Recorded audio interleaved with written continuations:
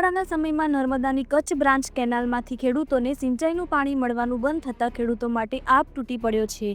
હાલના ઉનાળાના સમયમાં સિંચાઈ માટે અતિ જરૂરિયાત નર્મદા કેનાલના પાણી ન મળવાથી ખેડૂતોનો ઉનાળુ પાક નિષ્ફળ થાય તેવી સ્થિતિ સર્જાઈ છે। જ્યારે ખાસ કચ્છ માટે નર્મદા કેનાલનું નિર્માણ થયું હોવા છતાં કચ્છને હંમેશા અન્યાય થાય છે તેવું ખેડૂતો અનુભવી રહ્યા છે।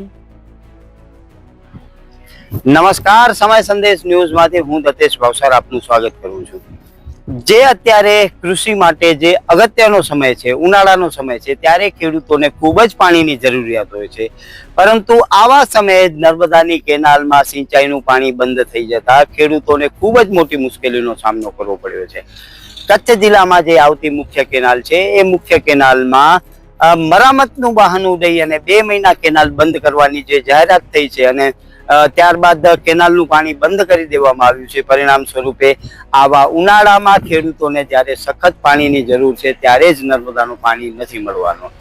જો કે સૌથી મોટી વાત એ છે કે અત્યાર સુધી મુખ્ય કેનાલનું જ કામ થયું છે, બ્રાન્ચ કેનાલનું કામ થયું નથી, એટલે ખેડૂતો એનામાંથી બ્રાન્ચના માધ્યમથી તો પાણી નથી લઈ શકતા, પરંતુ જે ખેડૂતો પંપ લગાવીને પાણી મેળવીએ છે એ ખેડૂતોને પણ આજની તારીખમાં 4 દિવસ 5 દિવસ થઈ ગયા, હવે પાણી મળવાનું નથી અને આ પાણી આવનારા 2 મહિના સુધી નથી મળવાનું। પરિણામ સ્વરૂપે હવે જે ઉનાળુ પાક છે ખેડૂતોનો, એ પાક ખેડૂત નથી લઈ શકવાના અને જે એના વચ્ચેનો સમય છે ત્યારે ખેડૂતો એક પાક જતો કરવો પડશે, જે નર્મદા આધારિત ખેતી કરતા હશે તે।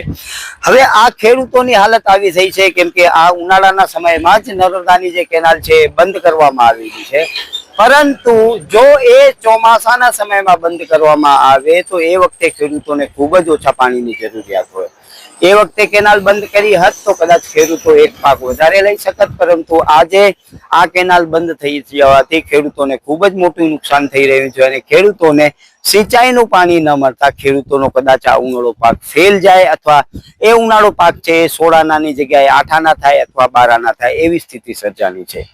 જે નર્મદાની કેનાલ ખેડૂતો માટે ખાસ બનાવવામાં આવી છે, એ કેનાલમાં ખેડૂતોને જ લાભ થવાનો હતો, પરંતુ આ 2 મહિના પાણી ન મળવાથી ખેડૂતોને ખૂબ જ મોટું નુકસાન થશે અને જે ખેડૂતોનો ઉનાળુ પાક છે એ ઉનાળુ પાક નિષ્ફળ જશે અથવા ખૂબ જ ઓછો થશે તેવી શક્યતાઓ સેવાઈ રહી છે।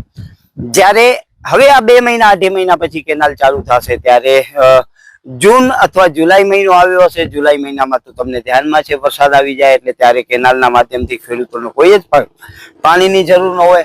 વધારામાં ચોમાસાનો સમય હોય ત્યારે નર્મદાનું ડેમ ભરાવાની સ્થિતિમાં હોય એટલે ત્યારે પાણી છોડવાની પણ બહુ ઓછી જરૂરિયાત જણાય। આમ આવી સ્થિતિમાં માત્ર કચ્છની કે બ્રાન્ચ કેનાલ બંધ કરાતા કચ્છ સાથે ઓરમાયું વર્તન થયું એવું પણ ખેડૂતોમાં ગણગણાટ થઈ રહ્યું છે અને આવનારા દિવસોમાં એનો જવાબ ખેડૂતો આંદોલનના માધ્યમથી આવશે તેવી પણ અમને અંદરથી માહિતીઓ મળી રહી છે। નમસ્કાર, સમય સંદેશ ન્યૂઝમાંથી હું દતેશ ભાવસાર। તમને અમારી સ્ટોરી સારી લાગે તો લાઈક કરો, સારી ન લાગે તો અમને સૂચન આપો, પરંતુ સબસ્ક્રાઇબ કરજો જરૂર। નમસ્કાર।